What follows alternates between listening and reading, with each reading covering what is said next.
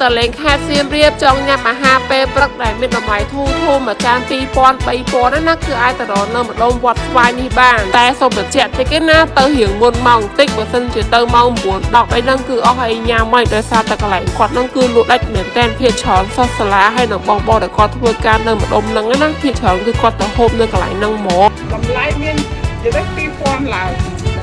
ปีเปลือกปีเปลือกเหล่าบังลือพาในนี้ซอสลายมีนหมกว่างกับลวดอะไรบ้างไหนต้นน้ำไม่ช่วยโดยหมกว่างกับลวดได้หมกว่างนั่นมีในกล้าบ้างอ๋อต้องมีต่างกับกุกเมย์อย่างนั้นกุกเมย์อย่างนั้นท้องยักษ์ปีเพื่อนไปเพื่อนวนเพื่อนตามหลังผม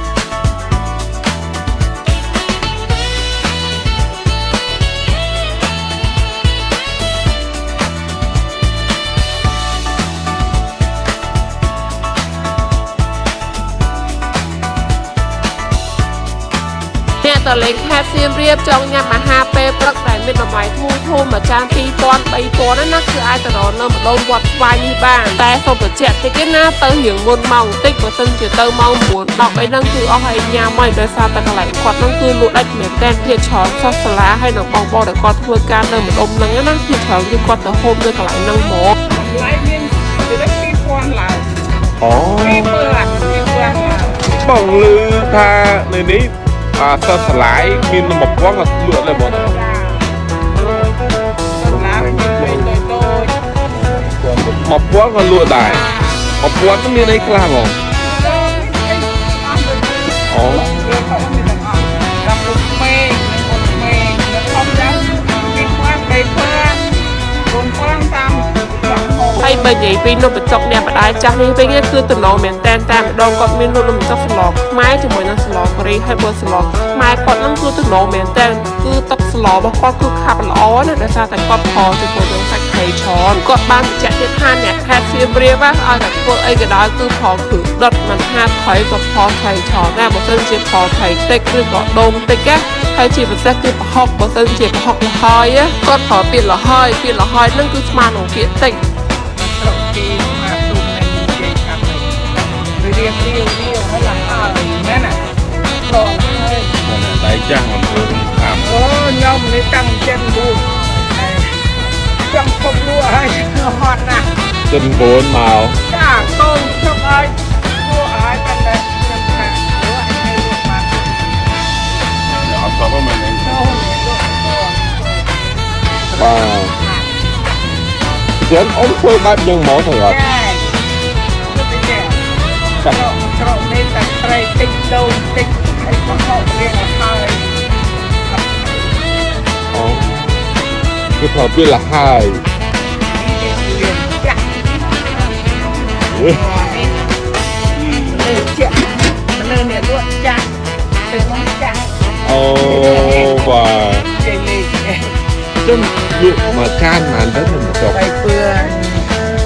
3000ស្លកូរី3000ដែរ bay phường làm phường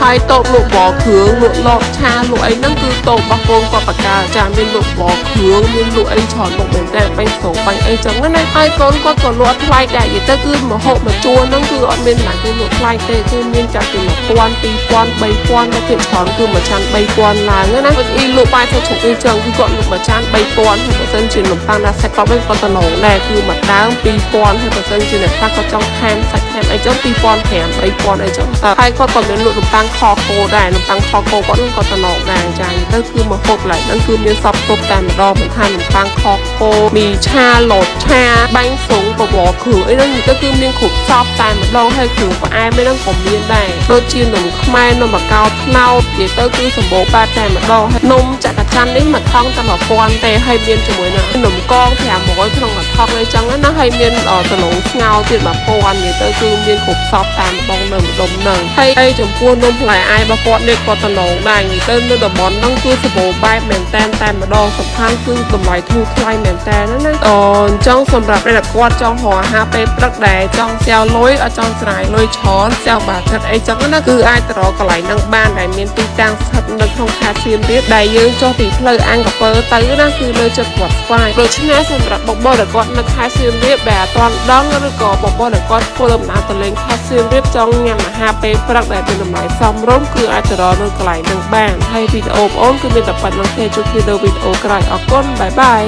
សឹងមិនគួរឲ្យជឿទេថានេះជាលើកទី2ឯងដែលពួកខ្ញុំបានឃើញទឹកជ្រោះដ៏ស្អាតបែបនេះហូរទម្លាក់ខ្លួនតាមល្បាប់ថ្មលើសង្ខាត់ដ៏ធំល្វឹងល្វើយបែបហ្នឹងណាគួបផ្សំជាមួយនឹងបរិយាកាសស្ងប់ស្ងាត់អបដោយធម្មជាតិនៅជុំវិញគួបផ្សំជាមួយនឹងទឹកភក់ដ៏ត្រជាក់ធ្លាក់មកជាល្បាប់ស្អាតណាស់បងប្អូនហើយដោយលើកទី1បើខ្ញុំបានឃើញទឹកធ្លាក់ដ៏ស្អាតណាស់គឺនៅតំបន់អូមមលូជីផាតបងប្អូនទឹកដីខេត្តកោះកុងណាស្អាតដូចគ្នាហើយនេះគឺជាតំបន់ទេសចរណ៍ធម្មជាតិមកកន្លែងដែលមានសក្តានុពលមែនទែនស្ថិតនៅតាមមាត់ដោយទន្លេមេគង្គក្នុងខេត្តស្ទឹងត្រែងយើងណានៅតំបន់ព្រំដែនខ្មែរឡាវតែម្ដងហើយសម្រាប់បងប្អូនដែលស្រឡាញ់ធម្មជាតិចូលចិត្តងូតទឹកជ្រោះកេងត្រាំទឹកនៅតាមផ្ទាំងថ្មទឹកហូរគយគុណសម្រាប់ធម្មជាតិអាចមកកន្លែងនេះបានគឺថាស្អាតមែនទែនស្អាតខ្លាំងណាស់បងប្អូនអញ្ចឹងមិនថាមកដល់នេះខ្ញុំអត់ស្ដាយកម្លាំងទេដែលធ្វើដំណើរជិត500គីឡូជិះ ជាង7 ម៉ោងពីភ្នំពេញមកដល់ស្ទឹងត្រែងមកដល់កន្លែងនេះណាមានអារម្មណ៍ថាមកដល់គឺស្រស់ស្រាយមែនតើពេលដែលយើងបានឃើញសម្រស់ធម្មជាតិនៅកន្លែងនេះ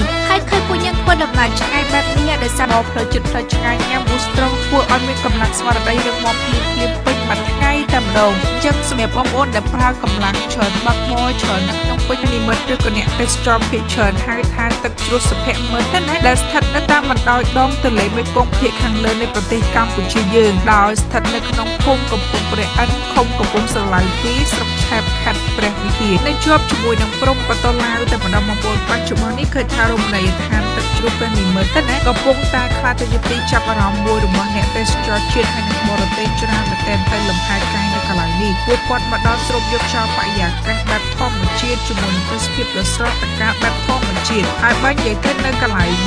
នេះណានៅរដូវវស្សាទឹកជ្រោះនៅនេះគឺកម្រិតហូរខ្លាំងមែនទែនពីផ្ទៃខាងលើមកមានល្បឿនខ្លាំងហូរកាត់លើថ្មណារដាក់របស់ទៅបងប្អូនឃើញណាគឺថាហូរខ្លាំងមែនទែនប៉ុន្តែសម្រាប់រដូវប្រាំងដែលពួកខ្ញុំមកលេងនេះគឺបាត់នៃការហូរចុះមកខាងក្រោមសម្ពាធយ៉ាងខ្សោយល្មមទេដូចបងប្អូនឃើញនៅក្នុងវីដេអូនេះស្រាប់ដែលយើងអាចចុះលេងចុះងូតទឹកចុះត្រាំទឹកបានមកសេរីតែម្ដងអញ្ចឹងសម្រាប់បងប្អូនដែលមកលេងនៅស្ទឹងត្រែងណាហើយចង់មកលេងទឹកជ្រោះណាអាចមកនៅសាក់លបងបាត់មុនទេសភាពគឺថាស្អាតមែនទែនហើយបើនិយាយទៅខែណាក៏មានទឹកដែរនៅកន្លែងនេះមិនថារដូវប្រាំងឬរដូវវស្សាទេមានទឹកទាំងអស់តែម្ដងបងប្អូនអាចមកលេងបានហើយចំពោះវីដេអូពួកខ្ញុំថ្ងៃនេះគឺមានតែប៉ុណ្្នឹងទេចាប់ជុំ